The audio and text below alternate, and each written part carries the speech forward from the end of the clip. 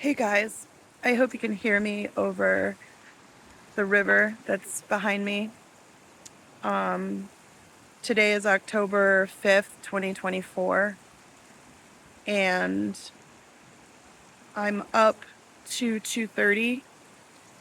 I'm not, um, I'm just putting this here for continuity's sake. I'm not really worried about the weight a whole lot at this moment. It's been a rough week. We live in Appalachia area, Western North Carolina, and it was hit pretty bad by this Hurricane Helene, which I guess was a pretty decent tropical storm by the time she reached us and caused catastrophic damage. Today is the first day in over a week that I've had power and good connectivity. So I'm going to try to upload this video. And I just wanted to do an update.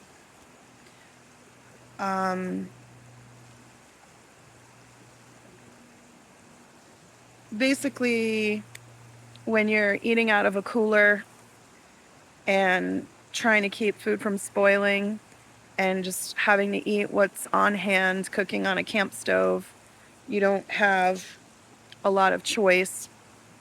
And I think that's all contributed to why I have my weight gone up. I've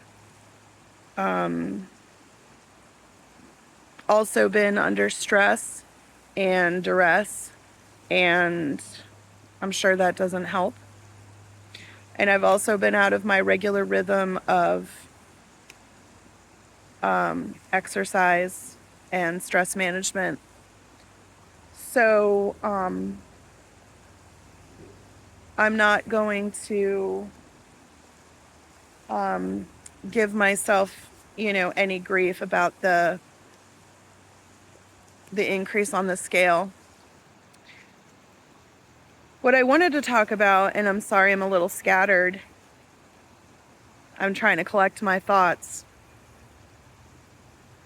I'm here on the river at the end of my street where there was a lot of flooding and damage. Behind me this way, you see rocks where an old 200-year-old barn that belonged to a neighbor friend of mine used to stand, and it's gone. And behind me this way, you see an empty space where there used to be a house. Cute little house. And up past my neighbor there, someone even lost their life. And a couple other folks lost part of their house and their lives just, a little ways down the river from here. So what I wanted to talk about today is that in life in general, but also amid a disaster, self-care is not selfish. A lot of times we think that if we pause for a moment to take care of ourselves, that, we're being selfish. And that's just not true. Everybody knows the oxygen mask on the airplane example, where you have to put the oxygen mask on yourself first so you don't pass out before you're able to, help other people. And I just think that bears, a reminder So I just wanted to remind everybody watching, whether you're somewhere that just went through this recent catastrophe or whatever your situation is, I just wanted to remind you that self-care is not selfish. Self-care can look like getting some extra sleep. You know you need sleep, right? Self-care can look like making sure you're staying hydrated, because everybody knows you need to stay hydrated, right? Self-care means,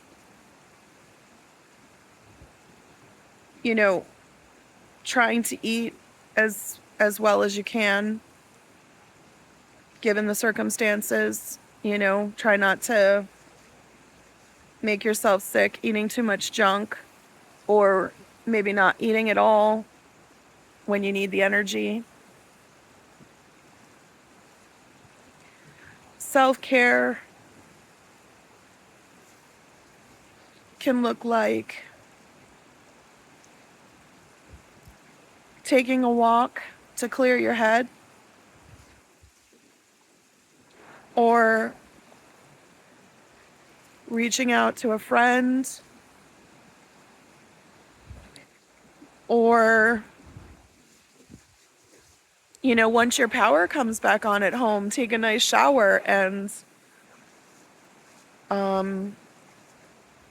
maybe relax in front of the TV or something for a little bit. I don't need to tell you what self-care is. You know what self-care is. And the important self-care for each person is, it can be independent, it can be individual. So take some time to figure out what real self-care is for you,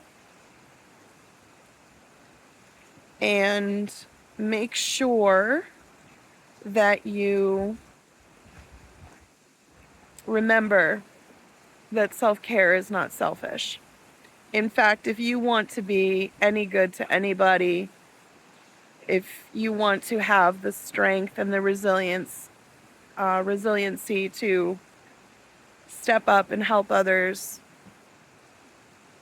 you need to be in a good place. You need to take care of yourself first. Okay, I think you get my point. I'm going to turn the phone around and just kind of give you a little bit of the current state of the Little River by me.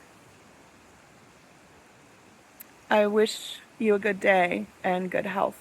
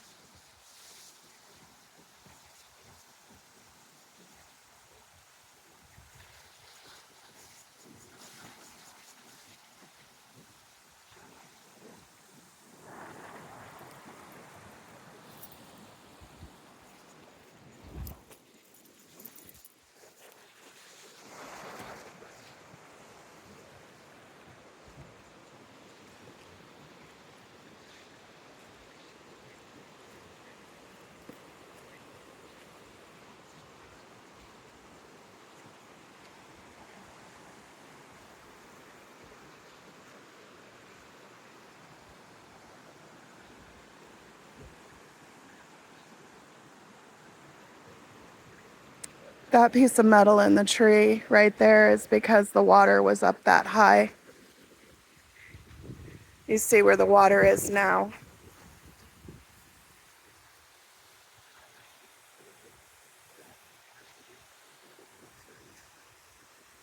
The stuff across the way is a pile of debris that hasn't been fully cleaned up yet. And I don't know if you can tell in this video, but the power lines over here are still down. That tree across the river stuck in that other tree again because the water was flooded that high.